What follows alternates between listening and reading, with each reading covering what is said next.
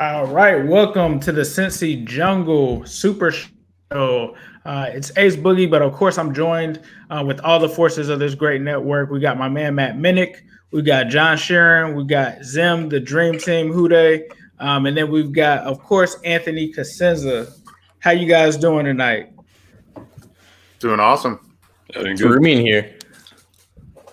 Definitely. So we wanted to bring everyone together and kind of do somewhat of a halftime, not a halftime adjustment like Marvin Lewis never used to do, but sort of like a halftime meeting here to kind of just give our thoughts on the season and really just talk about it for the most part. So part one of the show essentially is going to be on is this what we expected, especially with us going and getting Joe Burrow after finishing last year with not the best record, but with the big expectations coming into the season. Is this where we expected to be at? Anthony, what were your thoughts coming into the season, and are we where you thought that we would be at, or is it not going how you thought that it would really go? Well, first of all, thanks for setting this up, guys. I know you guys were the brain children behind this big show, so I appreciate you setting that up and getting all that going.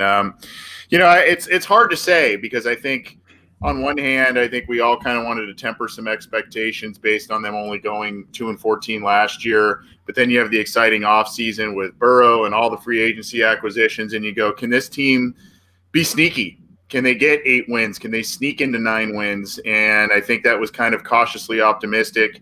And now you look at it, 2-5-1, but you look at 3 or 4 opportunities that went right through their fingertips there of a couple of games they should have won. So, I thought right about now I'd had them maybe around 500, maybe a game or two under 500.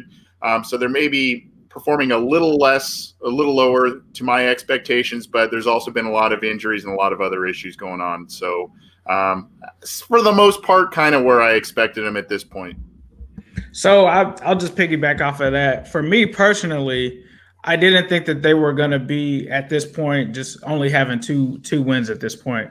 For me, at first, I kind of started out at 7-9-1, and then I think once we saw Joe Burrow became a captain and was a leader, I was like, well, maybe they can go 8-8 or something like that. I actually thought at the beginning of the season that was kind of the stretch, in my opinion, of somewhat of the easier games, right? When you talk about the Chargers game, you talk about the Browns game, I really thought that those would be matchups that they could at least string off 2 or 3 wins in. And when that didn't happen, I kind of was like, man, that's when I started to kind of get cynical because I knew the tough stretch that was waiting for them with the Colts game. You also talk about the Titans game, the Browns again, the Steelers game. Like, this was kind of the stretch that I was somewhat worried about. So I think that I was kind of definitely wrong when it came to this part of the season per se. Matt, where were your thoughts on where the season would be at? And was there anything that you were wrong on at this point or right on, or is this what you expected?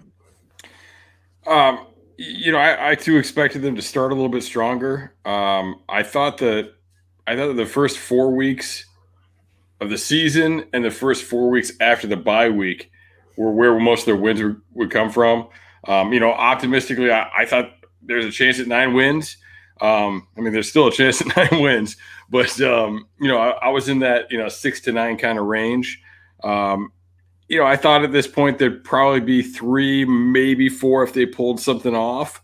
But I think we knew that these last 4 games were going to be pretty tough coming in.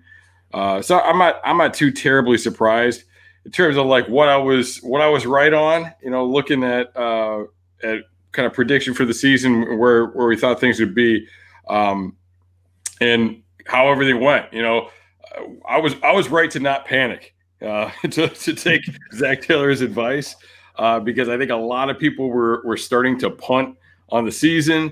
I heard there was a lot of chatter of top 5 pick, and the position they were going to be in there, and I don't think it's going to happen, because I do, not to get too far ahead of things.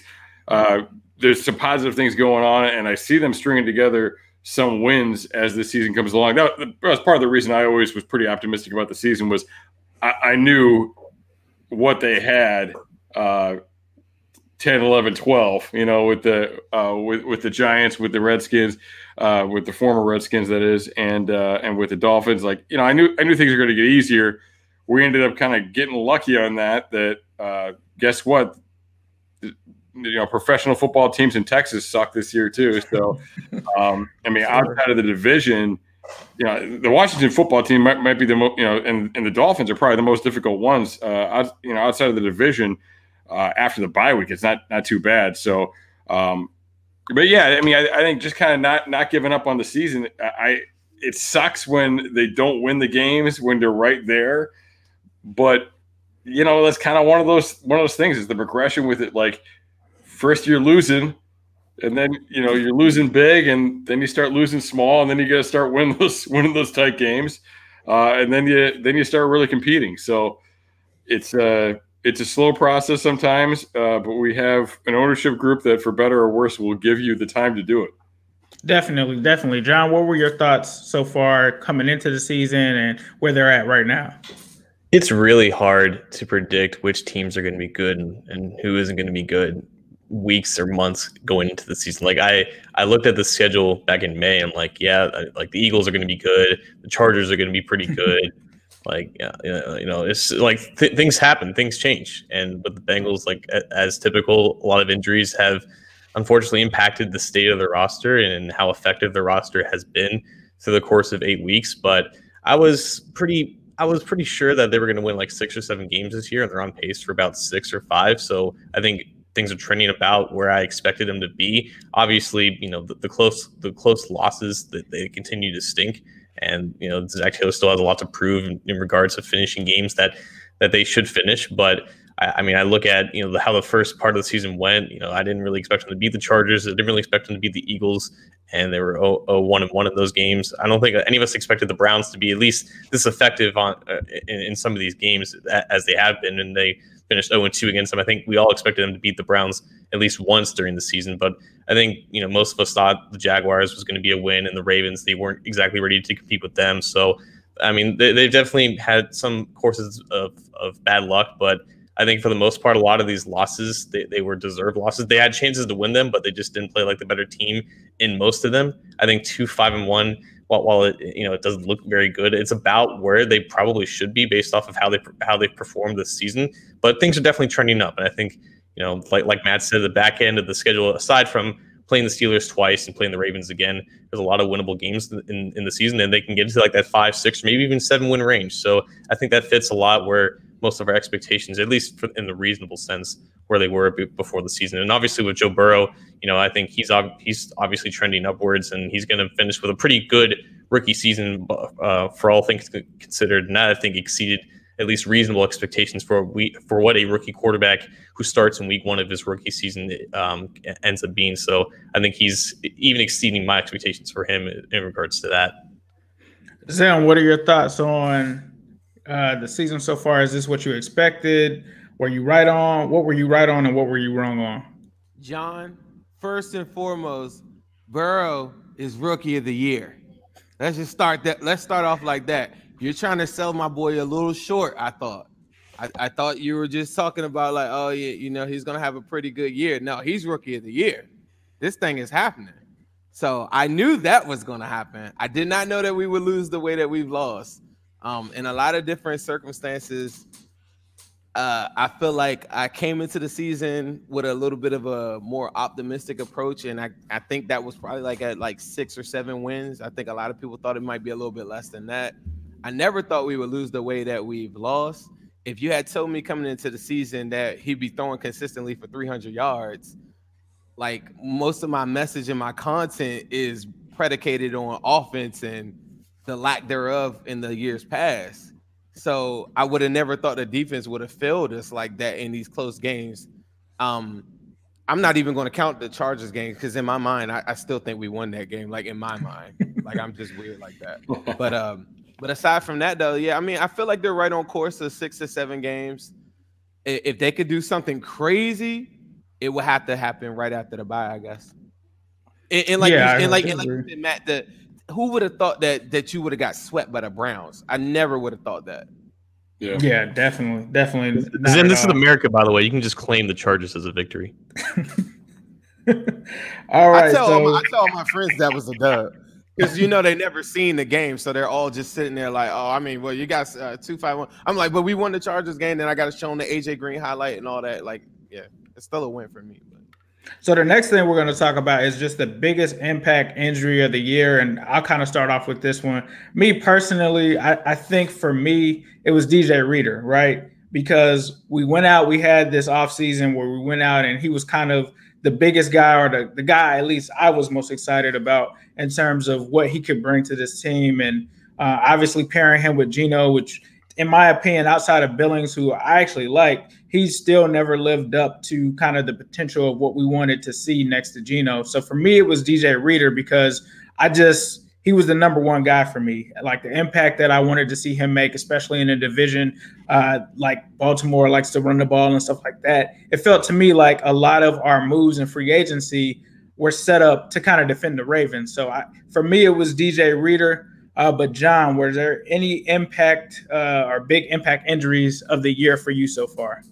I think I'm leaning towards Geno Atkins. It was obviously losing him for the first 4 weeks, handicapped the defense to a certain extent. But even when he's back, like he's only playing 33% of the snaps. And I think part of that is also because they want to keep him fresh. But also, it feels like with what they have and what they don't have at defensive tackle, if he can play, he should be probably be playing more. So who knows if he's even 100% even now halfway through the season. But they just don't have a pass rushing presence at that position right now. And we have seen the value of what Geno Atkins has been in the Bengals defense for so many years. Now that we see him now, he just looks like past his prime. And again, he could still be injured, but they're not using him a lot, and it shows because they just don't have a pass rushing presence at that spot. And the Reader injury hurts as it combines with it and as it piles onto that. But I think at least the guys that have replaced Reader have been at least decent. I'm talking about Christian Covington and Xavier Williams, but they have no interior pass rushing presence. And I think Atkins' injury is the biggest reason for that. Anthony, who do you have as the biggest injury impact this season so far? Well, Atkins is definitely one I was going to think about, but hear me out on this one. I'm going to say Trey Waynes. At least the Bengals got a few snaps out of Reader. I think they got a couple games out of him. He showed he was effective, and obviously that impact is a big one as well. But look, some of these meltdowns that the Bengals have had late in games have been the passing defense and guys not named William Jackson not making plays in the secondary. Jesse Bates has stepped up. We'll probably talk about him in terms of midseason awards and stuff in a little bit, but he's stepped up. He's played awesome. William Jackson, he's missed a couple of games here and there, but when he's in there, he's been having a great season in there for the most part, especially if you look at some Pro Football Focus metrics, etc. I look at the other side. There's such up and down play from Darius Phillips. He's like interception or give up a big play. You can look at the second Cleveland game and see exactly what I'm talking about when I reference that. And, so I think the Bengals Trey Waynes is not as good of a player or as talented of a player as a Geno Atkins, a DJ Reader, or some of these guys we're talking about. But I think just in terms of some of the late meltdowns that we've seen, having a little bit more of a steady veteran presence on the other side with William Jackson, or even in the game that William Jackson missed, I think that's kind of a big issue.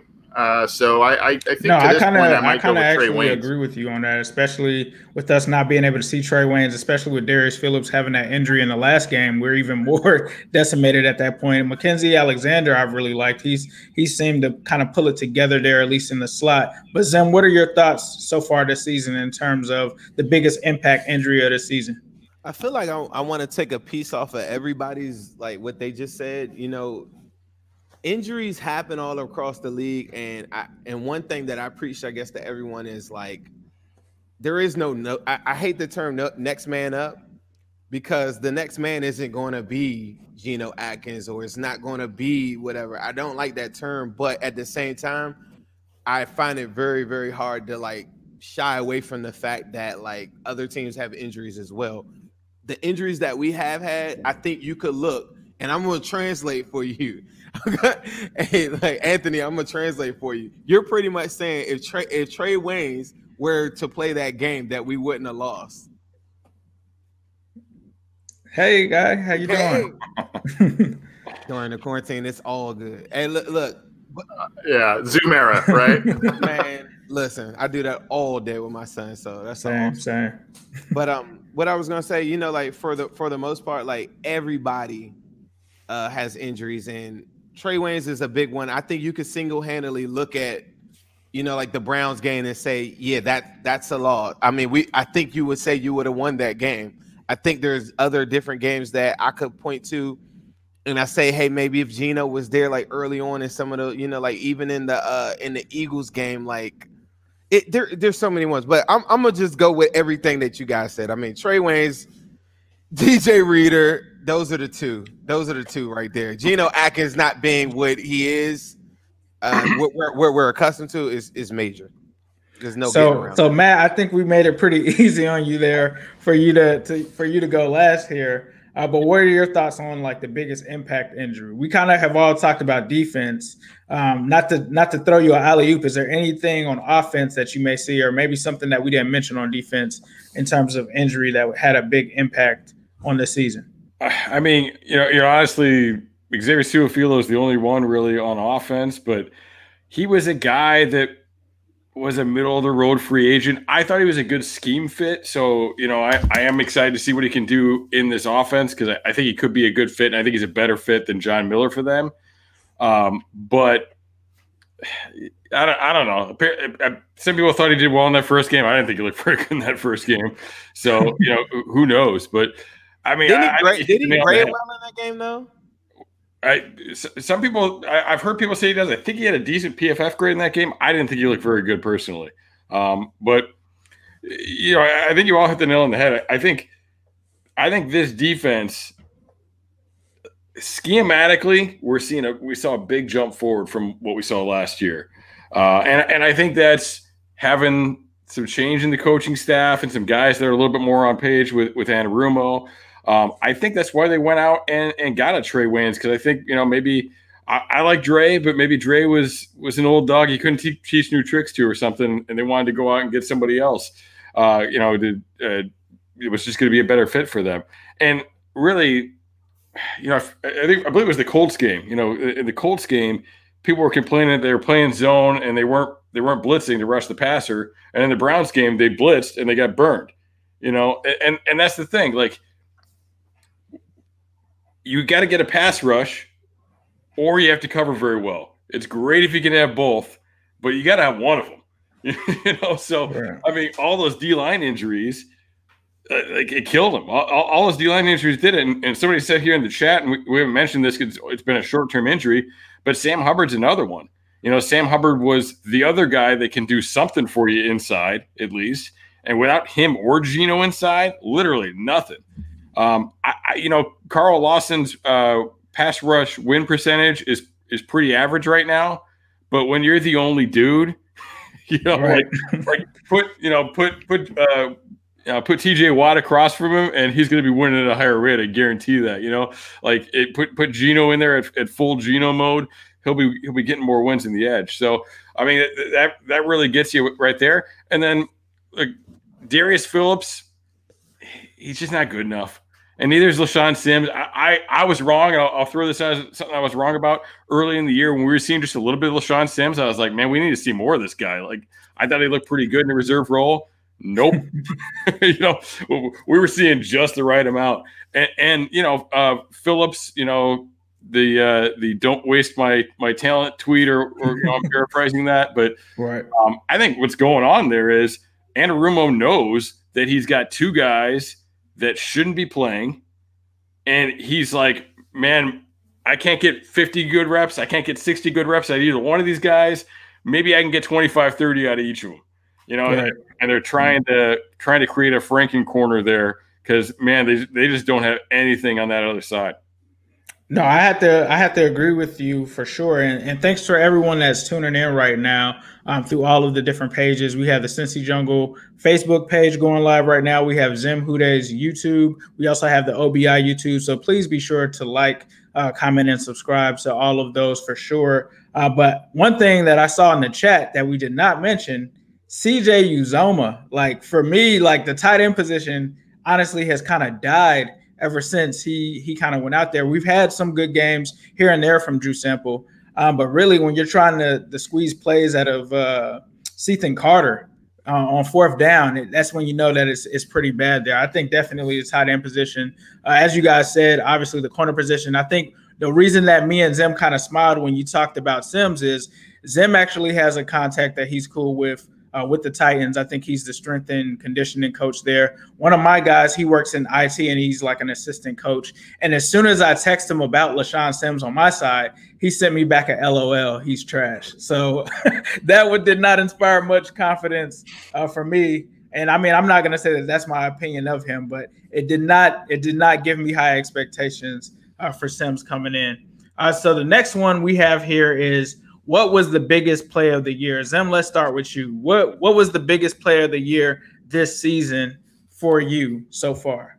The biggest play of the year to me is easily the AJ Green touchdown at the end of the Chargers game 1. I think that game right there, it changes the narrative on AJ Green. It changes the narrative on the whole entire wide receiver core. It changes the record. It changes, I believe, like how you power rank us. Currently right now, Bleacher Report has this power ranked at 20th after we just knocked the Titans off. You win that Chargers game, you win. I think you probably find a way to win the Eagles game. Like that game has so much. It started up this thing that we can't describe. Where at the end of games, it's like, oh no, here we go. I think if the Bengals would have won that game, I think it would have just set the tone for so much, and especially the AJ Green narrative, because I point to that game and I point to two passes that Denzel Ward broke up in the second game, and then it was another pass in the Eagles game. Those 3 plays from AJ Green right there drastically take him from probably the 30-something ranked fantasy football player to like the 18th.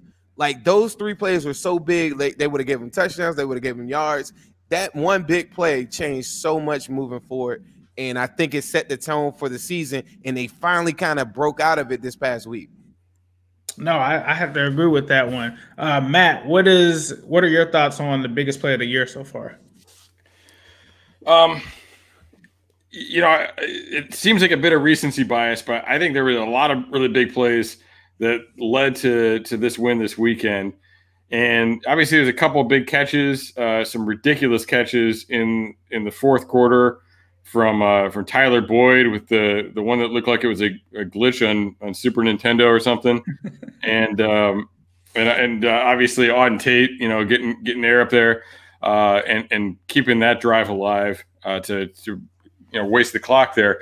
But to me, the big one in that game was in the second quarter, and it was that 4th and 5 throw.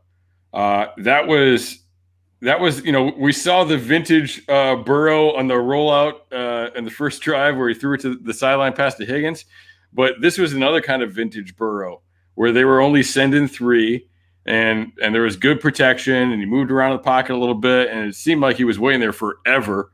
And then he threw a dime down the field to Higgins. Higgins there were 3 guys around him. 2 guys were really close, but Higgins took a hit there. I think it was a 22-yard gain, I believe, and converting the 4th down. And really, that led to them scoring on that drive and going up 2 scores. And one of the big things that I always talk about, and humble plug here, but when I do the 5 keys to the game on Cincy Jungle, one of the things I talk about a lot is winning the middle third, and the Bengals the middle 8.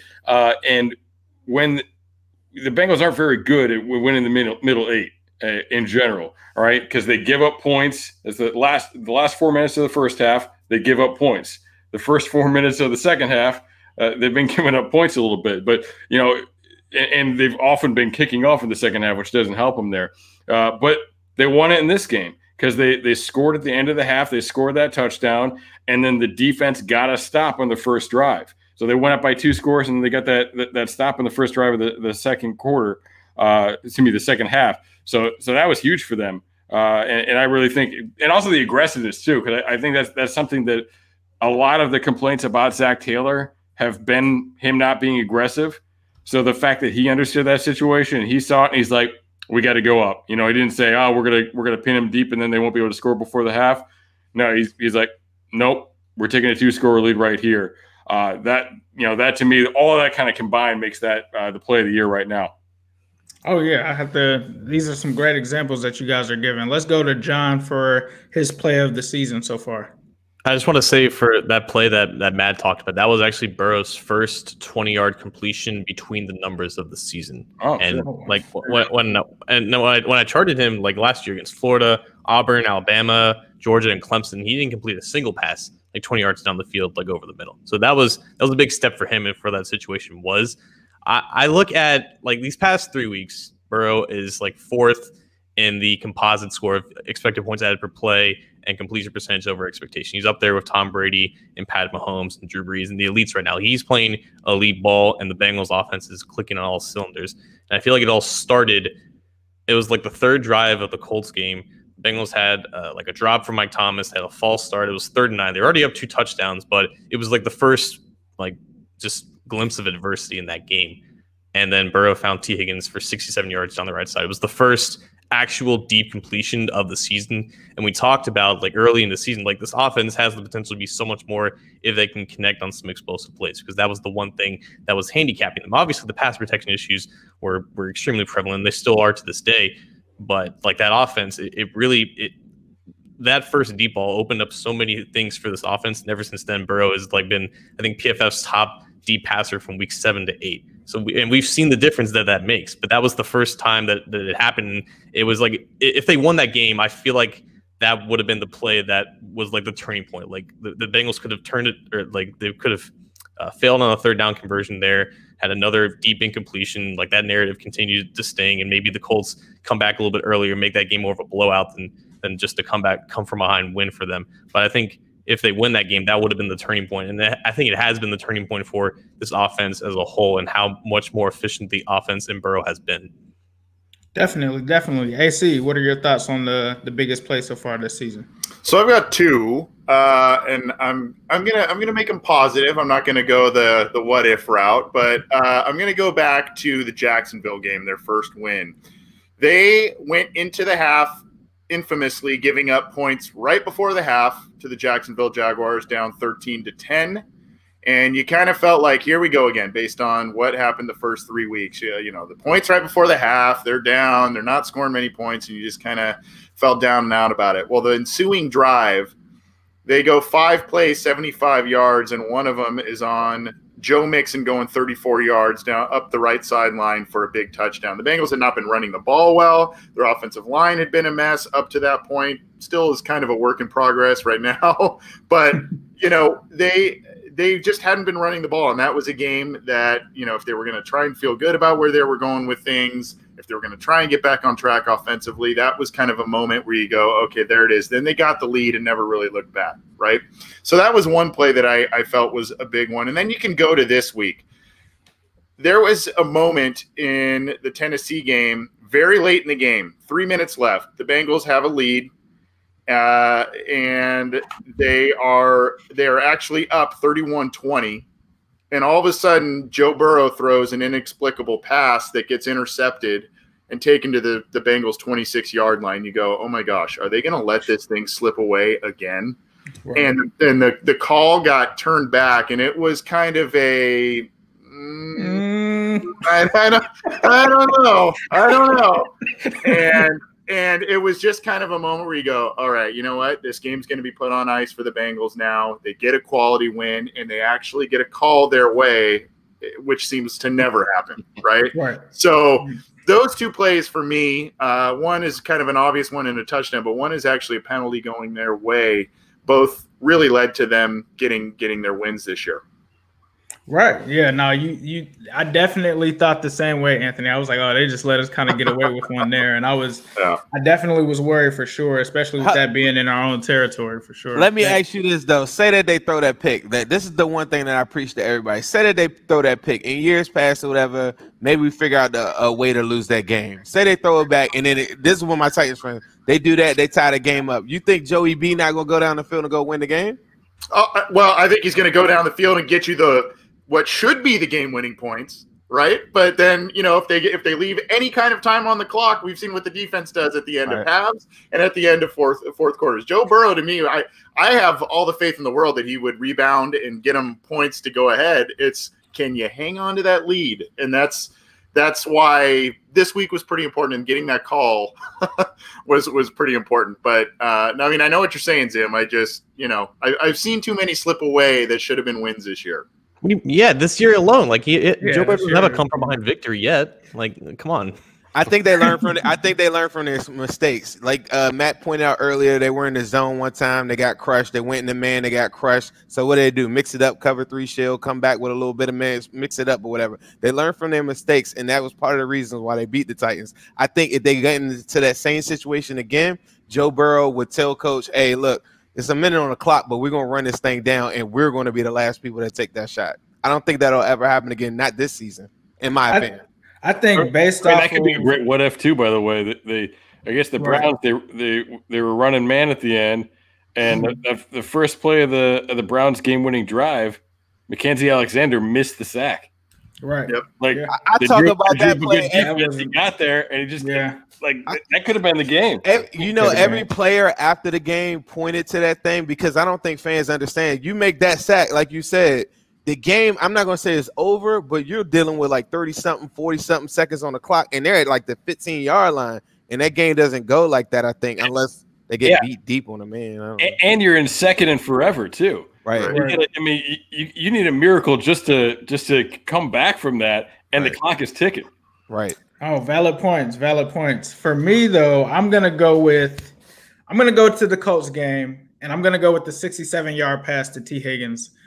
Deep down the sideline. And I think that was like his arriving moment for this team, because if you remember back week 1, he didn't really get many snaps. He wasn't really coming along. At that point, they still had John Ross kind of as the second receiver. And I think that was the game where he kind of emerged, and they kind of saw like, okay, well, if AJ Green is kind of struggling right now, let's start to put T on the field more. And I feel like after that play, it was just like, okay, yeah, T. Higgins is legit. He's here for sure. This may be somewhat of a changing of the guard to him, not necessarily replacing AJ or being AJ, but kind of assuming that role and kind of rising to it. So for me, it was that one for sure. And especially for it to be on a deep bomb where T. Higgins, not really known for his speed, was really criticized a lot in the NFL draft process for that. So for him to kind of have that on that play was just like a culmination of his kind of coming out party, at least for me in that sense. So definitely all great plays. That was probably the funnest set of responses that I got there. It was definitely some good ones. I thought Zim at first killed it, but you guys brought up some very good ones, especially Anthony, the end of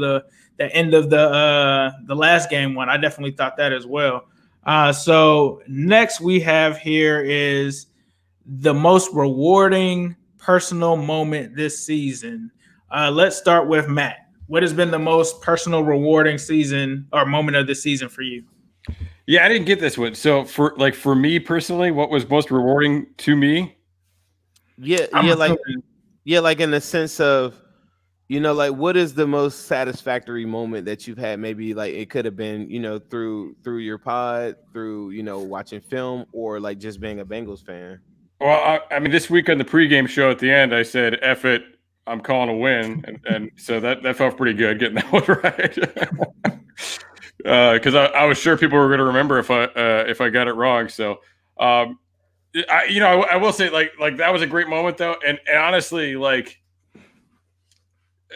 I thought, I was thinking all week that the Bengals had a chance to win that game. And it was like, man, it'd be great if they could at least get one of those guys back. They didn't get anybody back. And like my confidence was waning. And like seriously, I woke up and I saw Michael Jordan wasn't playing, and this is not at all a negative about Michael Jordan, but I saw that and I'm like, they're going to win. Like, it was like, because sometimes there's just Thank you, Matt. Thank you, because I don't have the highest opinion of Michael Jordan either, and sometimes I get killed for it. Honestly, No, so, but I think it was so strange. Like Yeah, it was so like, strange. like sometimes it's like your back is so far up against the wall, and like the odds are so much against you that it's like there's just too many bad things that it becomes a negative, or that becomes a positive. Excuse me. Like sometimes there's just so many bad things that it becomes a positive, and like the way I see this, and I mean, I don't want to be a dick, but I'm going to throw in like the Dunlap thing too, because that was some negative stuff that was going on during the week too. Right. Man, I love Dunlap, and they said that wasn't affecting their locker room, but it had to be eaten in the locker room a little bit. So now he's gone, and now you get all this other shit going on. And what do? You galvanize, you come together, and you scrape out a win with, you know, your day one number 6 through 10 offensive linemen. I mean, like maybe that's what they needed, to just bring them together and people to fight like that. I mean, I honestly, like that, the line didn't play very well. You know, I don't. We've all seen the PFF grades. The line didn't play that well, but they fought.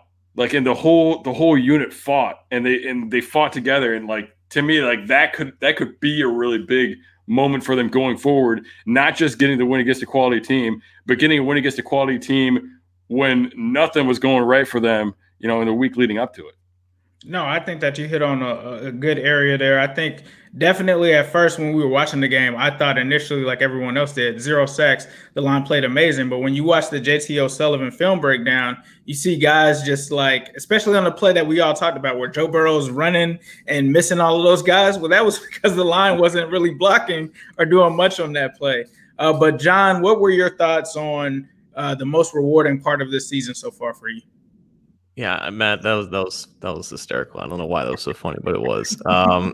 I think for me, it was like week 3. Like I was hyping Carl Lawson a lot in the preseason. It just felt like, you know, he was healthy, he wasn't dealing with any nagging injuries, and you know, to start the season, he was a little bit, I guess, on the slow start. Like the first two games, he wasn't really doing much as a pass rusher, and then he kind of came alive against the Eagles in week 3, and ever since then he's been carrying this pass rush. Like Matt has said, like he hasn't been fantastic by any means, but he is by far the most valuable member of that defensive line right now, because without him, they're not getting any pressure with anything. And right now, he's looking like a guy that the Bengals should be considering, you know, reinvesting in the offseason. And if he doesn't stick around here, he's going to see a sizable contract with another team. Like that game against, you know, Jason Peters, and I think Lane Johnson was back as well, but he was just owning Jason Peters. It looked like Jason Peters should have been retired during that game. And he was pushing back constantly, and he was getting in Carson Wentz's face, and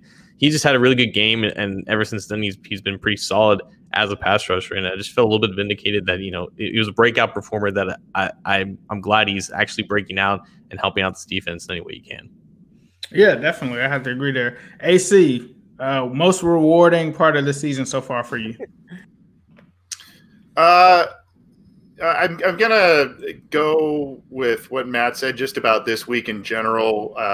You know, just the fact that the Bengals were able to get such a good win against what seems like a quality team during a week where their reputation was dragged through the mud, man. I mean, it was like John Ross, Carlos Dunlap. I mean, and they came out and they played well in every phase. So that's one of them. And I guess I'll get a little sappy and I'll cheat a little bit here because this is technically a calendar year that I'm referencing. But getting this crew together for Cincy Jungle has been really rewarding for me, because John and I built a decent little show. You know, we did our thing, and we were looking to grow the channel, and we identified a couple of really talented people.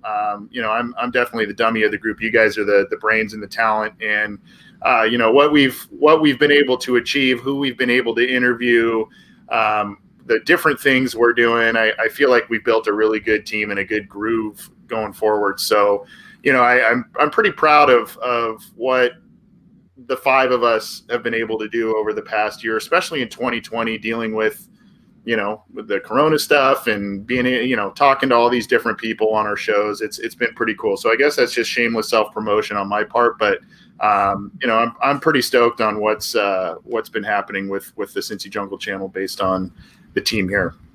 Yeah, definitely. So if you are watching this, if you are following this, please be sure to subscribe to all of the channels, like and comment and give us your feedback, and definitely check out the podcast for sure, the Cincy Jungle podcast, wherever you get your podcast from. Please be sure to check that out. Also, leave us a review. You guys obviously in the comments seem to like this, but we need some of those reviews, so help us out in that area. Zim, what was your most rewarding part of this season? I'm gonna piggyback off of AC Slater a little bit. Like I am very like to understand. I know we all have our own takes and we all have our own content, and I think that's so awesome. Like it's like you don't just get one. Like if you are listening to this and you seen some of us for the first time or whatever, like people from my channel, or whatever, like please follow this whole entire team, because there's so many people that probably disagree with me that just can't stay away from my page or something, but I think they probably might agree with Matt, or they might agree with John, or, like there's so many different views on this stuff. But I will say, like, throughout this whole process, is really good to know, like, you got a bunch of people that care about like the Bengals as much as you do, because where I live at, there ain't too many of us. You can go anywhere in the world. You can go get you some Steelers gear. You can go get you some Cowboys gear. You can go get all that stuff. But there ain't no stores around here you can get no black and orange. So when I went through this process, like going through like Instagram is how I kind of came up a little bit or whatever. But do you realize 5 years probably ago, I counted, and I'm a weird guy, I screenshotted a lot of people that didn't believe what we were saying about like getting a quarterback and different things like that.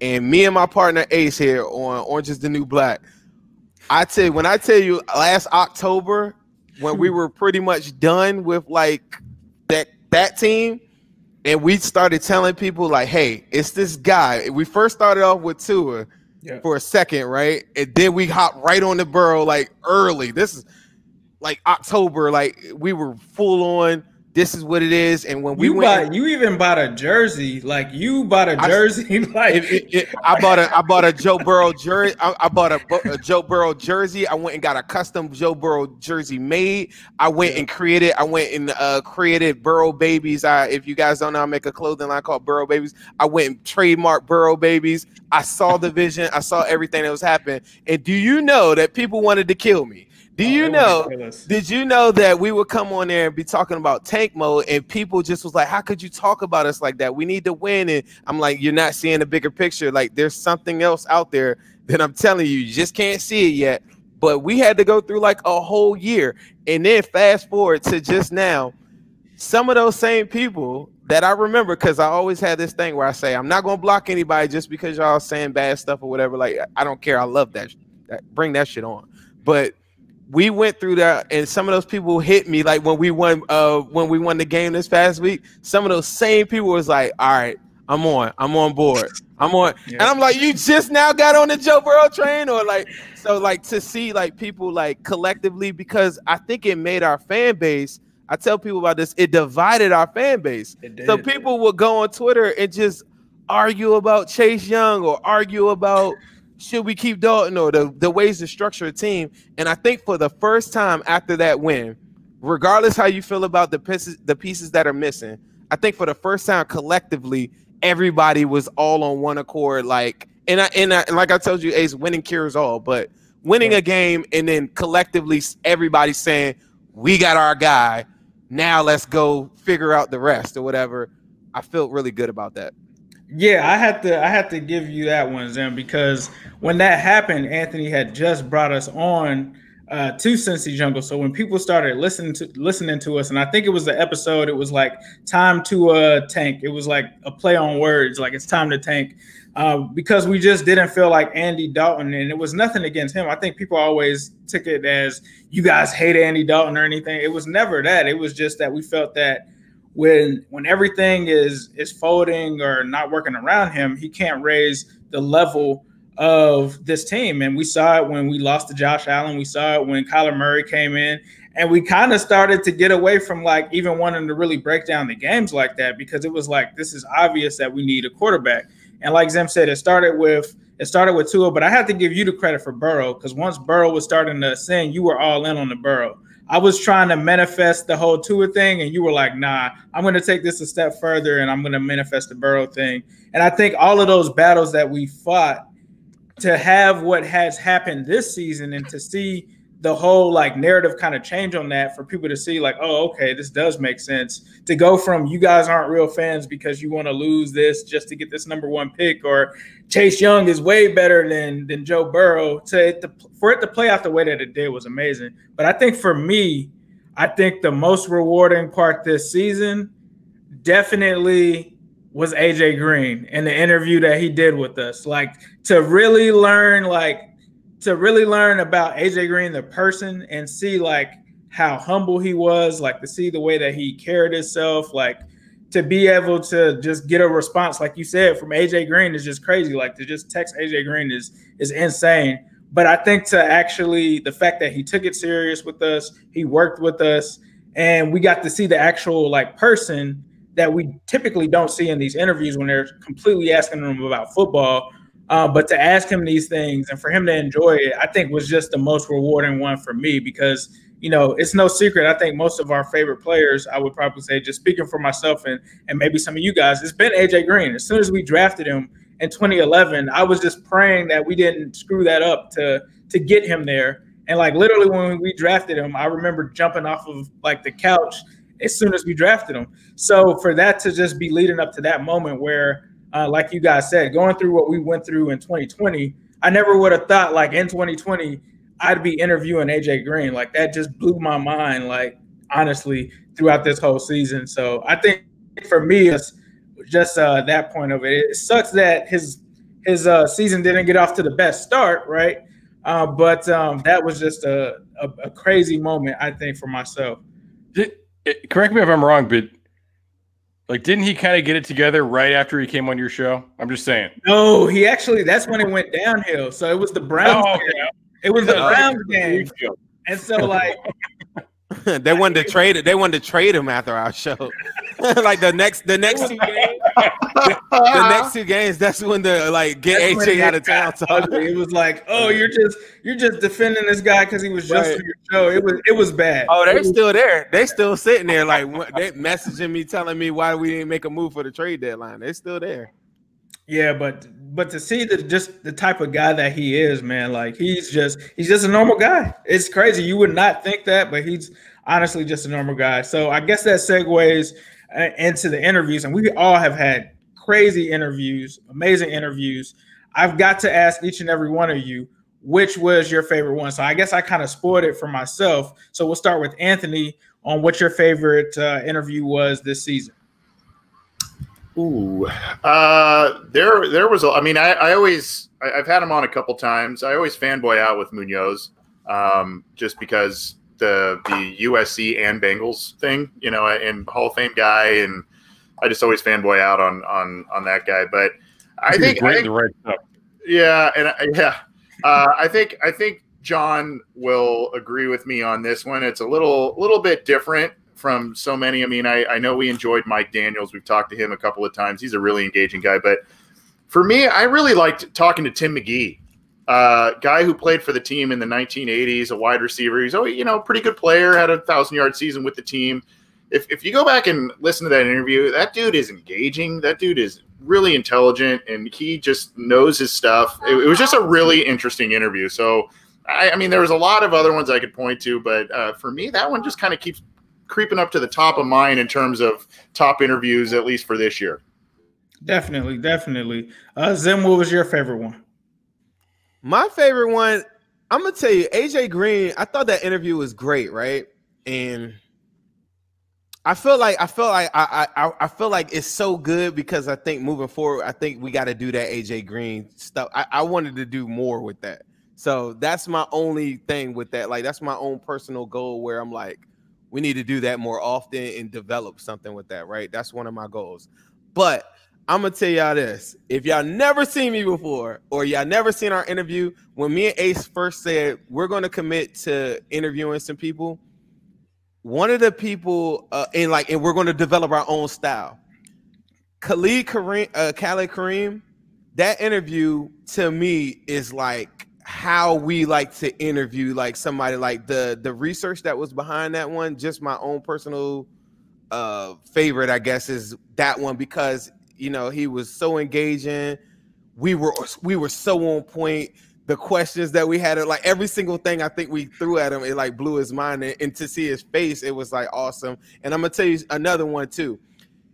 It's the rawest interview I ever had. Like off the break, he just set the tone, cursed on the first sentence. Like he just went in. The TJ Houshmandzadeh is like the rawest, realest interview I've ever done in my life because it's just like people want to see what we talk like when we ain't online or what we whatever. Go watch the TJ Houshmandzadeh interview. Like that shit is like everything. And he feels the same way about John Ross as I do too. So, John, what was your favorite interview that you guys had this season? McGee is definitely up there. And like after we finished that, like me and Anthony were just talking afterwards. Like that was insane. That was crazy. That was great. It was exactly what I wanted, like an interview with a former player to go with. And we've interviewed a lot of former players, like Dhani Jones comes to mind as another very intrinsic one or a very eccentric one. But like McGee specifically, it was just like because I mean I was born in '96. I never watched the team in the '80s. I didn't live very much through the 90s in that time. So like hearing that perspective from former players from those eras and talking about their experiences with like Sam Weish and Paul Brown, even to an extent, it was always refreshing. But I think like the one that it just felt like the best feel for interview was Mike Daniels. I think the first time he came on, because I mean, we've interviewed a lot of people, especially this year. It's been a great year for interviews, but like that was the first time that we were interviewing like an actual player on the Bengals current roster, at least this year. And, for a guy who had just signed on to the team to take the time to come talk to us and be very engaging and talk about not only just football stuff, but stuff off the field too, how big of a nerd he is in terms of comic books and Dragon Ball Z, and just talking about basically anything. And it was great. And we got some great perspective from him. And he was just so engaging and energetic. And then for him to come back on again and having an even more engaging interview with him, I think that first Mike Daniels interview always comes to mind as something that was crazy for me. Yeah, that was one that I definitely enjoyed, especially when you guys got into the Dragon Ball stuff. That was cool. Matt, what was your favorite interview so far this season? From watching you guys' stuff, like I loved AJ and I loved Mike Daniels because those interviews were not like about football. Yeah. Like like they were just great because it was just like it was just like talking to some dude that you just met. You know what I mean? It was so that was pretty cool. And I don't even like I think I'm just a little too old to be into Dragon Ball Z and stuff like that. So like I have I would coach guys and they'd be talking about it. I'd be like, what are you guys talking about? So I had no real point of reference for that. And even I really enjoyed that one. Personally, from my perspective, I really enjoyed my interview with Greg Cosell coming into the draft. He had some really interesting things to say as we got into that one. And we actually talked a little bit about T. We talked a little bit about some of the other receivers and guys to pair Burrow with. Also really enjoyed Bengals assistant offensive line coach Ben Martin. I think that was a good conversation, too, because obviously me coming from a coaching background and, we speak each other's language a little bit, but also just kind of being able to get a little insight into what the thought process is and how they look at things, made me feel a little bit better about things moving forward because, you definitely, like what's coming down from those guys. And I think a guy like that too, because, he's not the guy that gets interviewed all the time. I think it was a little bit more open than you sometimes get out of those guys. Yeah, definitely, for sure. I definitely took a listen to that Greg Cosell one because, man, he is a notable guy to have on there, especially when you're talking about the draft and stuff like that. So, yeah, I liked what he had to say there, especially I think he talked about Denzel Mims on that one and T. Higgins and stuff like that, and he did a great breakdown and run through. I think for me, it's tough because Zim definitely hit on some good ones with Khalid Kareem. I definitely enjoyed his reactions. TJ was crazy. That was the one that I first got like nervous on because like as soon as TJ like popped into it, I was just like, holy shit, this is TJ Houshmandzadeh. Like I kind of definitely had a moment there. but I would probably say Hugh Jackson. The Hugh Jackson interview was so crazy because like it wasn't one where we really got that much time to prepare, right? Because he was just like, yeah, let's do it now. And it was just like, whoa, Right. all right, spur of the moment kind of thing. But he also was a guy that was just like super down to earth, very open and everything. And to kind of get some of those questions that we've always had, like what's going on with the AJ McCarron trade? Like, how did that go down? The Carson Palmer thing, how did that go down? To finally get him on record of actually saying things and kind of talking about like the situation with Marvin and ownership and stuff like that. That was a very dope moment. I also will say Willie Anderson. I mean, I think Willie Anderson deserves his own podcast because like Willie could essentially, as you guys all know, because we've all had him on before, he could go for hours. He could talk about everything. He'll tell you about all of these cool stories and adventures and stuff like that. So Willie was definitely one that I enjoyed. And then also Jeff Blake. I mean, to bring Jeff Blake back into Bengaldom and try to give him some of the flowers that he deserved was pretty cool, especially like to have that shaking Blake stuff and everything of that nature. But moving on, we've got to talk about the midseason awards. So we've got offensive MVP, we've got defensive MVP, rookie. So I'm going to go through – I guess I'm going to ask you guys each individually, and you can give me your three. So you can give me your offensive MVP, your defensive MVP, and I guess who you think is the rookie of the year. So for me, I'm going to say it's hard here because I feel like offensive MVP and rookie could be the same person. I'm going to say offensive MVP has to be Joe Burrow. Defensive MVP for me, Jesse Bates. Rookie, I'll just go with T. Higgins since I don't want to give Joe two awards. So Anthony, what would be your midseason awards so far this season? Of those three, it's hard to disagree with you, man. Hard to go different directions. I will say this. I want to give a little nod to Logan Wilson. He's in spot snaps and whatnot. He's made a couple of plays that have really popped out. He had the little injury, the concussion there in the middle of the first stretch of the games there, but. For the team just failing time after time and drafting these linebackers in the third round, it looks like they finally got a guy, even if he's a little bit limited, maybe he's not a 3-down guy, especially not right away. He's a guy that I've been pretty pleased with in terms of what I've seen production per snap. So I think you hit the nail on the head, Ace, in terms of who you're giving those awards to, but I do want to give a little tip of the cap to Logan Wilson. John, I like what I've seen from him so far. What are your midseason awards so far?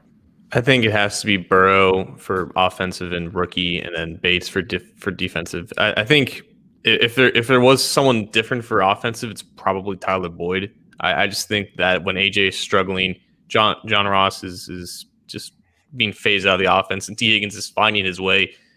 Tyler Boyd had like PFF's second highest receiving grade from weeks 2 to 4. He was carrying the passing offense and was helping Burrow's the quick ascendance and development early on in the season. So I think he deserves credit for offensive MVP. Obviously, T. Higgins deserves recognition in the rookie chase, but I mean, Burrow he's the bona fide MVP. He's what an MVP looks like for a team that needs everything that a quarterback has.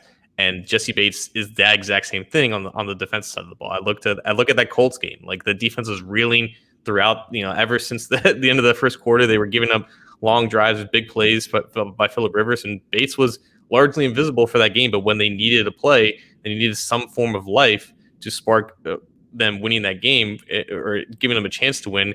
You had Jesse Bates' first interception of the year on that that deep ball down the left side of the field.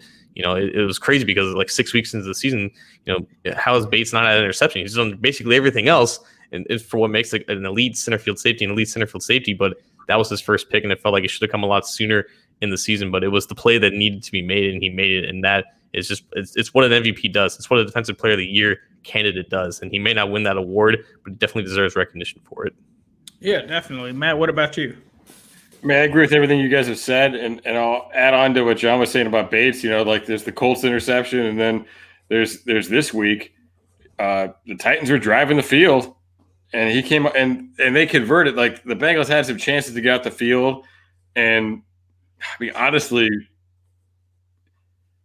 Tannehill hit some really good passes on that drive. I mean, having a better pass rush would have helped, but the coverage wasn't terrible. But they were converting some balls where Tannehill was just throwing dimes, but then Bates comes up with the pick. They actually did get after Tannehill there. They made him roll out.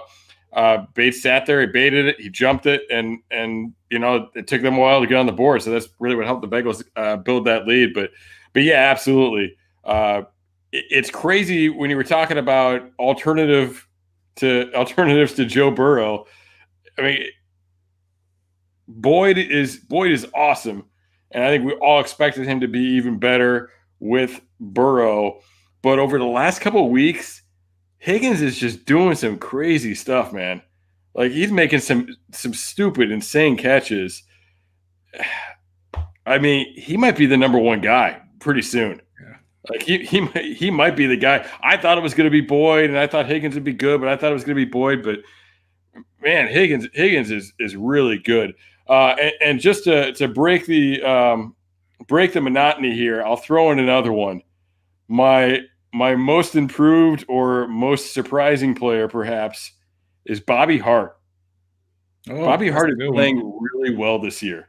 And look, am I saying don't draft a right tackle? Don't spend a bunch of money on a right tackle this year? Hell no, I'm not saying that. But Bobby Hart he's played two of the best games I've ever seen him play. I watched a bunch of his Giants film when they signed him, and I'm a pretty positive guy, and I'm always trying to see how things can work. But I wrote a film room after that signing. I was like, hey, I heard he was good a year ago. Nope, that's wrong. Like, he was never good with the Giants. But like, he has played some pretty good games this year. And he's not the problem on that offensive line right now. And he's not, when they weren't winning games, he wasn't the reason they weren't winning games. So Bobby Hart has really stepped up this year. But let's still replace him. What about you, Zan? I'm so glad that Matt is here to say something like that, because I'm about to get murdered in the comments here. You're going to get murdered, and you're going to take the bullet for all of us, because I'm not going to say Bobby Hart. But I will say this. The fan base, I feel like they'll like cling on to a person, and if that person makes one mistake, kind of like you were talking about, hey, I thought Dre was pretty decent. People remember big mistakes, and from the cornerback position, you make a mistake, that's a touchdown. Bobby Hart, you make a mistake, that's a sack. And our fan base has gravitated, like, if Bobby Hart gets called for a holding, if we lost that game, get rid of Bobby Hart, like, not anybody else, Bobby Hart. So I thought it was great that you said that. If you guys don't know, like, you got to follow everybody that's on this panel, because you're going to get like some true stuff, and nobody's sugarcoating anything, and they're looking at real information and real film. But for me, I would just follow up with everything that Ace said. I think it's really important. I mean, with the Burrow, Bates, I want to say Burrow again for rookie. I mean, it could go Higgins. I absolutely agree with you too, Matt, that Higgins, I mean, in my mind, he is number one, and that's not a bad thing. That's not a bad thing. A lot of people are like, well, I mean, what are you going to do with AJ? I mean, AJ could still be AJ in his second, what I call his second life, or, like whatever, the Larry Fitzgerald world or whatever. Like, that's not a bad thing that Higgins is the guy. It wouldn't be a bad thing that Boyd is the guy. And John, I think you pointed out Boyd too. A guy came in, me and Ace were doing a live one week, and the guy came in there and said, you know what, I'm so tired of coming in here and y'all not mentioning Tyler Boyd. Y'all talk about all this, because I'm like telling them John Ross, and why don't y'all talk about Boyd? I honestly feel like Tyler Boyd is the most underrated wide receiver in the National Football League, and it carries over to our fan base, where I think people just, maybe because he's a possession slot receiver first, I guess, but he has the ability to go outside, that maybe it gets lost in the sauce or something like that. But Tyler Boyd is a phenomenal player, and it's one of those guys that, unless we're talking like fantasy football or something like that, I just don't hear his name at all. And he's probably leading the league in slot yards. Like, that's crazy. So, but I'm also gonna take another bullet here, since so Matt won't be the only one. And I've talked bad about this guy, but you guys know, like, if I'm wrong on something, I will come clean and say that I was wrong. Alex Redmond, to me, might be the most improved player. To go from a guy that was cut, and I was like, at the time, was happy that he was cut. When he was coming back from the practice squad, I said it was going to be a doomsday thing. for him to play like how he's playing, especially with the Bengals to have that hole at right guard that they've had ever since Su'a-Filo went down, I think was just amazing. So not saying that he's going to be, like Matt said, not saying that we shouldn't draft the right guard or anything next season. But not even doing that. Xavier Su'a-Filo comes back off the bye. Spain comes back healthy, nothing, whatever. You still want Redmond at right guard? I take Redmond at right guard before I take Michael Jordan at left guard. If Spain's got to take Michael Jordan's position based on what we've seen, I'd rather do it that way. Just me personally. But I mean, Alex Redmond, with my luck, could get destroyed against the Steelers, and then, that would be a bad take. But speaking of the Steelers, we got to talk about the Squealers and the expectations coming out of the bye going forward. So let's start with Matt on this one. What are your thoughts about the Steelers game, and what do you think about, like, after coming out of the bye, what your expectations are? I'm just going to add real quick to what Zim said. I think Boyd is one of the best leaders in the team too. Just from everything he says in interviews and the way he fought through that cramp to get up in that Miami game last year. I mean, I think he's the man, and my gut tells me that he's one of the top vocal guys in that locker room. But yeah, looking forward to the Steelers. Look, I think you're going to see a huge challenge. And what was the one time this offense really struggled? It was against the Ravens. The Steelers are going to send some crazy blitzes at you. I think the Steelers are a better, more talented defense than the Ravens are. I don't know if they're a better coach defense. I think Wink makes up for a lot of the shortcomings that they have personnel-wise in that defense in Baltimore. So, but I think they're smart enough that they're going to send some heat. That they've got Wyatt. They've got Dupree. They've got Fitzpatrick. All over the place in the secondary. So this is going to be a real big test of Burrow. Because that was the first thing was all those different looks Baltimore was sending at him. That was the hey rookie moment for him. That he didn't know what was going on all the time, and really honestly, the offensive line. That was a game where the offensive line takes way too much blame because Burrow created a lot of those situations himself because he just didn't know what was going on. But now he's seen it in live action. So this is going to be a test of how can he handle that moving forward. And to make matters worse, we have no idea what the offensive line is going to look like in 2 weeks. So, I mean, we'll have to see what that's going to be. It sounds like Hart might not be around. Could be a good thing. I think Fred played pretty well. I think Fred played well enough to deserve to push for that spot. So we'll see, and that's where they're gonna have Watt over there. They're gonna be that's gonna be the big time matchup for them. Where are we at with the interior with these new guys that they brought in, with the possibility of Xavier Su'a-Filo being back sometime soon. So we'll see how that O-line cracks down and how Burrow can take on that pressure. I think that's the big time storyline of this game, because we know that if the defense is going to let Burrow do his thing, that he can keep this team in games. So that's what it is. They got to score points. AC, what are your thoughts on the Steelers game, bro? The one coming up is, it's a big test. It's a big test, and I think the Bengals will start to get some of these guys back healthy. And that's a big thing. Just holistically speaking, in terms of the back half of the schedule here, not only for this game. I always kind of maybe thought that 2020 might have been something similar to the 2003 Bengals. Maybe there's some correlation there, and in that season, Bengals started 1-4, and then they rattled off.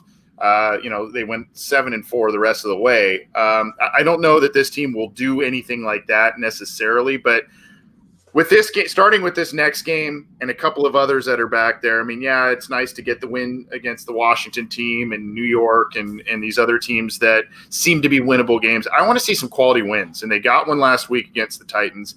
This one coming up against Pittsburgh for all the reasons Matt mentioned, the pass rush and maturation of Burrow midseason. I mean, all those things are good barometers to see where this team's at, but I don't want to overlook this one, but I do look at the Monday night one against Pittsburgh coming down the road because, again, I'm 99% sure I'm the oldest guy on this show right now.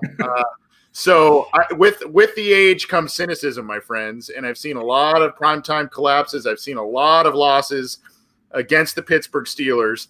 So those two games are really coming into focus for me, particularly the Monday Night Football one. Can you bring the Steelers into your stadium and get a win on Monday Night Football? I know that's not the one we're specifically talking about, but it is one on the back half of the schedule I'm looking at for this week.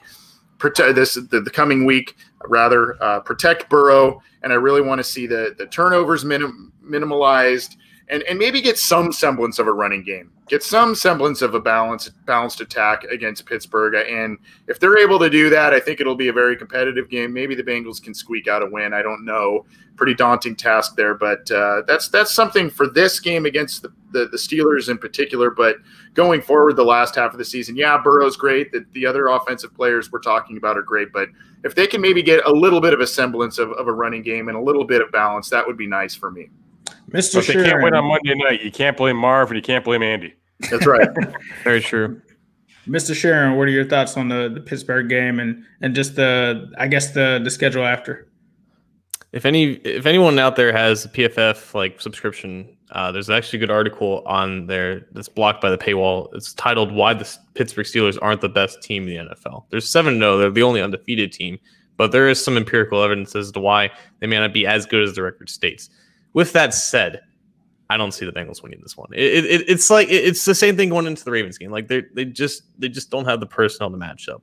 That defense, as dominant as it is entirely carried by their front four. There's just their defensive front. They don't really have any impressive bodies at cornerback or at safety. Devin Bush is athletic and he's young, but he's not exactly playing tremendous either. TJ Watt, he's out for the year. Yeah. Cameron Hayward, Stephon Tuitt, Tyson Alou, these guys are going to destroy this offensive line, regardless of how promising that they were, leading up to this bye week. It's probably not going to be pretty. There's still going to be things that Burrow can do well, and I think the offense can score a little bit of points. But I just don't have any confidence in this game. With the Titans, at least the Titans didn't really have a defense that gave the Bengals a lot of problems. It was just the offensive and how the Bengals defense can counter that. With this one, it would just take a monumental effort by that offensive line and by Burrow as well, just show growth coming off of that Baltimore game from a couple weeks ago, how much development that he does in recognizing these blitzes pre-snap. Going forward beyond that, obviously, this game doesn't have a lot of confidence, but they can definitely beat the Giants. They can definitely beat Washington. They can definitely beat the Texans. They can definitely beat the Cowboys. The most intriguing game for me is the Dolphins. Right now, they probably have the best defense in the entire league. And when they have both Byron Jones and Xavier Howard healthy at quarterback, they have a smothering defense. And now you have Tua, starting for them, and maybe he can get something going. But they're going to go back into Miami where they were last year with that insane game. And now they have both, the rookie quarterbacks facing each other, and you have a high-powered Bengals offense going up against a stingy Dolphins defense. That's the one that's most interesting to me because I think a lot of people assume that was going to be a win going into the season. But the Dolphins are a lot better than what we thought they were, and they're going to be competing for an AFC East title that game. So that's the most interesting game to me. It's going to be a good barometer to see where they actually are because I don't have confidence with them in these 3 remaining AFC North games, but that is going to be an interesting chance for them to get another quality win. Timothy, what do you have for the Steelers game and the rest of the season? I'm going to focus on one team, and that's the Pittsburgh Steelers coming up. I don't even all that other stuff later on. I can't even do that right now. If you're a Bengals fan and you're listening to this right now, I think it's so important that Anthony said that because that's my message to everyone is he said he was he said he's older than everybody in the room, and there's so many pessimistic fans and everything out there, right? I can't guarantee when the Super Bowl will happen, but you're going to get a Super Bowl from Joe Burrow, right? That's my first guarantee. In the next 10 years, what you're going to get accustomed to is like watch a Russell. If you're listening to this and you don't watch other games, go watch a Russell Wilson game. Go watch a Aaron Rodgers game or a Pat Mahomes game or something like that, right? But especially Russell Wilson. He never had the best pieces around him. He's always in these positions where if you just get him close enough, if you just get him within reach, he always makes the play when it matters the most. We saw that last year when remember we started off the season, we played them and whatever, and then he just makes enough if you can just get him close enough. Now, I'm not saying that they won't blow the doors off of us, coming up, right? But if you get them just close enough, the confidence in like some of the videos that I've been showing people are still like the Steelers, like players dancing and all these different things like that. It's an energy that says that if you could get them in a situation that they're unfamiliar with, like how we've been jumping out on teams, like a 21 or nothing or something like that, they're going to panic.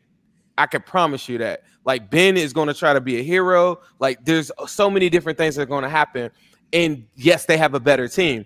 But if you could get Joe Burrow close enough, y'all all have to fall accustomed to this. If you can get him close enough for the next 10 years of your life, he's going to win so many more games than we ever seen with not even half of the roster that some of these teams have. And the one thing about him too is when he was at LSU, the biggest games, the biggest moments are the games that he played his absolute best. That was one of the things that drew me to him. Is like, I mean, we get into the player like before when the Tua thing was a real thing, like he had to come back swinging in that game.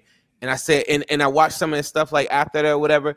And some of the energy that he's cultivating in the locker room right now, they don't know about. Like a lot of writers, a lot of guys on the beat and stuff, they write that story every year. It's like these players are so young, they don't know about that. No, they know about it. The difference is the players that we have right now, like the Tyler Boys and the Joe Mixons of the world, they absolutely do not care that they're playing the Steelers. And people say stuff like that, but I could see the fire in their eyes that they don't care. And Joe Burrow surely doesn't care. Now, can he make up for an offensive line that clearly can't handle that front seven? That's to be determined. But they can get them in a position, a turnover or something early on and get them down or whatever, they're going to panic. And that gives you a shot. It was a story that was written that said that there may be a 16-team playoff, right? Because of COVID, hurting so many different teams and stuff. If the Bengals were to get in there as an 8 or 7 seed or whatever, in that format too, I might come on here and tell you we're going to the Super Bowl. Nobody wants to play the Bengals right now. And I'm not saying that as like a Bengals, yeah, I am a Bengals homer. I am saying that as a Bengals homer. But I will say this. Nobody, their offense is humming right now. And I have this saying, I have this mantra, and everybody that follows me, they know this. Your offense is your defense. If your other team doesn't bring it, the other teams don't bring it, this is something that we haven't seen. I mean, 81 Bengals or 2005? You could go back and probably find various times in the Bengals history where they've had an offense where they can hit you from every single angle. In a second, it's like we just saw Auden Tate this past week. But the difference is we're able to do that in so many different facets of a football game on offense, right? Other teams have to match that every week. And if their front four doesn't get home, Joe Burrow will eat them alive, and it will be crazy, and it's going to shock the world. But if the front four gets there, yeah, it could be really, really bad. And like you said, Matt, he saw the Ravens, and he did, maybe he was a little confused, and a lot of different things that can happen. But I see a confidence that can be knocked back really, really quick if you just get them in a vulnerable position. And I just want to caution everybody, to me, that's the key to winning this game and the key to all those Monday Night Football games and stuff like that. Teams don't want to play the Bengals right now. I promise you, because the offense is really going at a level that a lot of teams in the NFL are struggling to find that level. Some of the comments flame me for not giving Minka Fitzpatrick its credit, and I deserve that. So yeah, there you go. Minka ain't better than Jesse Bates. Yeah. So for me, I think at one point in this season, I was worried about this game. I think it was right after the Ravens game, and I've also been on another pod where it's called the AFC North Talk. We meet literally every week, and it's really challenged me and made me step out of my comfort zone with having to watch Squealers games, Ravens games, Browns games. Like, I've had to actually watch them and have an opinion on them. And the one thing that I will say is, obviously their strength is their pass rush, right? But they have a lot of chinks in the armor. I'm not surprised that John said on PFF.com that the Steelers are not the best team in the NFL, because they've just really been super inconsistent. They'll have, great games where the offense is on fire and they have a really talented wide receiver core. I don't think anyone gives them enough credit there, but they'll come out on fire. And then in the next half against, let's say, the Eagles, they just go quiet. And it's like other teams have had chances to beat them. Even you talk about the Ravens game, right? 4 turnovers by Lamar Jackson. I think it's actually 3. I'm sorry. 3 turnovers by Lamar Jackson. They lose by 4 points. They still had a chance to win that game. Lamar just isn't able to hit the guy at the end in the end zone. I think the Eagles game, they got away that game. There's been a routine of the Steelers kind of getting let off the hook by these other teams. Like, teams have been in position, but they just haven't sealed the deal, right? And to me, it makes me think that if Joe Burrow is in that position, if Joe Burrow was in the position of Lamar Jackson last week and he's throwing that pass, I think that Joe Burrow could win that game. But in order for us to win that game, he has to be in the position to do that. And if this pass rush gets to him, I think I told Zim weeks ago before this Titans game, I was like, I don't want to. I'm not going to stream that game. I'm not going to go live and stream that game because I'm going to be pissed off. Joe Burrow's going to get sacked 10 times. Right. I'm going to turn it off. Steeler fans are going to jump in the comments. But I think the Titans game. I felt the same way. The Titans game definitely brought me back to, okay, maybe this may be a possibility. And I think when you think of everything that's riding on that game coming out, with them winning this game and going into the bye week, right? They get a win. You've got the Steelers, and then you've got a stretch of teams that aren't really strong. And so if they can actually come out and try to win this game, they could easily win 3, possibly 4 games in a row if they do that, right? And that is the mindset that Joe Burrow kind of has, and that's what he said is, we're not a 2-5-1 team, right? We're a team that could easily be, I think he said 6-2 or something like that right now. So they have to come out with that mindset. The other thing is the big secret that I was led into by Tony Serino. He's a great guy. He's okay for a Steelers fan. Like, I would never think that I would be able to agree with the Steelers fan, but he's somewhat okay. They loved Andy Dalton because Andy Dalton wasn't a guy that really challenged their defense at all. And they enjoyed having Andy Dalton there for years. And I think they played the Cowboys. He was like, oh, I can't wait because Andy Dalton's our best friend. So the fact that we've got a guy in Joe Burrow, they're definitely worried about him, but it all comes down to that pass rush and what they can do. Their secondary is not that good. Yes, Minkah Fitzpatrick is good. He's not playing on the all-pro level that he was last season. But when you talk about their corners are not playing good. You can get some plays against that secondary, but it all comes down to the pass rush because the pass rush that they have is the best pass rush in the NFL. So that game is definitely going to be one in the trenches. I'm just hoping that we can split with them. If they come out and sack us 10 times, okay, cool, that's fine. I didn't have big expectations going into the game. I think that this is actually going to be a game, though, and I think that the Bengals – because they're already talking about the Steelers going undefeated. If you guys don't know that, their local guys have already started it because the teams that they have left to play aren't really amazing outside of the Ravens. But I think the Bengals can be one of those teams that's going to surprise them and still a win. I don't know if it's the one coming out of the bye. I don't know if it's the primetime game. But I think that is going to be the stamp of Joe Burrow. And I can't wait to hear when it happens what the national media is going to say if he's able to pull that off. So those are my thoughts. Sorry we ran over a little bit, but before we get out of here, I just want to give everyone a chance to pretty much say where they can find all of their stuff, and let the WhoDey Nation know where they can find you. We'll start off with John. Yeah, and real quick, like just to reiterate some thoughts from you guys, like there's a reason why you should be following all of us and listening to all of these podcasts because you get an opportunity to listen to so many different viewpoints and hear so many great interviews. And that's what makes this channel great. You can find me on Twitter at John_Sheeran. Me and Matt and Anthony and Zim and Ace. We're all on Cincy Jungle. Check us out, CincyJungle.com every week before games, after games, whatever. So, yeah, 8 games down, 8 games to go. Let's finish this thing. Matt, where can they find your stuff at, bro?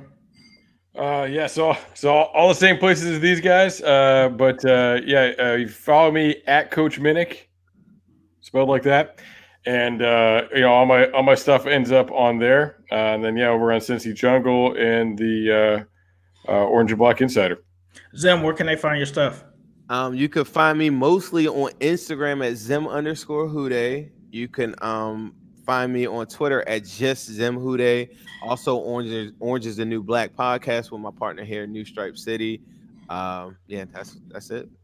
AC, where can they find your stuff, sir?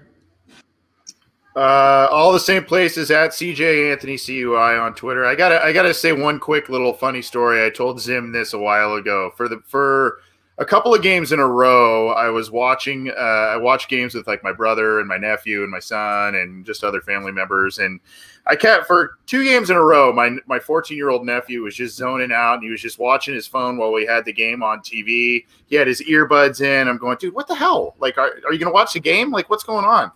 And he's like, I am watching the game. I'm like, what? How are you? You don't have the app on your phone. How are you watching? He's like, oh no, I'm watching Zim's in-game reaction. And so he doesn't listen to the telecast. He doesn't even really watch like the game play-by-play. He watches Zim because Zim's in-game reactions is so entertaining on Instagram. So I want to give him a plug. And so he just tunes the rest of his family out. He watches Zim on game day because of how entertaining it is. And I've caught it too. It's a little NSFW in case you are in the office, but it's very entertaining. So I wanted to give Zim a little plug. Appreciate that. And also be sure to subscribe to the Orange and Black Insider YouTube channel as well. We're going live from that right now. So be sure to definitely subscribe to that and also subscribe to Zim's YouTube channel, the Zim WhoDey YouTube channel. You can find me at New Stripe City on YouTube, also on Twitter at New Stripe City and on Instagram at New Stripe City. We're going to try to bring you guys a part 2 of this coming next week. So definitely be sure to turn your notifications on for all of the channels. Definitely be sure to give us likes and comments and stuff like that. We appreciate that. And we hope that you guys appreciated the Cincy Jungle Super Show. Guys, take it easy. WhoDey. WhoDey.